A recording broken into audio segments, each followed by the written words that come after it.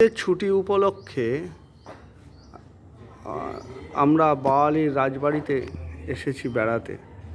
তো এখানে একটা বিরাট বৈশিষ্ট্য হচ্ছে, এখানে বিষ্ণু দেবতার পুজো হয়, বিষ্ণু মন্দির আছে এখানে। এই যে মন্দিরটা, যেখানে এখন দরজার ভেতরে পুজো চলছে বলে আমরা এখন মন্দিরের ভেতর ঢুকতে পারছি না। ভেতরে দেখুন ঘন্টার আওয়াজ বাজছে, পুজো হচ্ছে, আবার দরজা খোলা হচ্ছে মন্দিরের দরজা।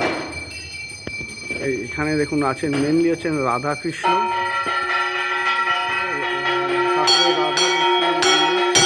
ঘন্টা বাজছে, রাধাকৃষ্ণ মন্দির। এপাশে আছেন প্রভু জগন্নাথ, আর এদিকে আছেন শ্রীকৃষ্ণ রাধিকার মন্দির। এই বাওয়ালিতে এখানে দেখুন, এখানে এই মন্দিরের উন্নয়নকল্পে বহু লোক দান করার জন্য এখানে দেখানো হয়েছে। আপনারা দেখুন, যদি কেউ দান করতে চান এইখানে দান করবেন, ঠিক আছে। এখানে দেখুন ব্যাংকের অ্যাকাউন্ট নাম্বার, আইএফসি কোড এগুলো দেখানো আছে।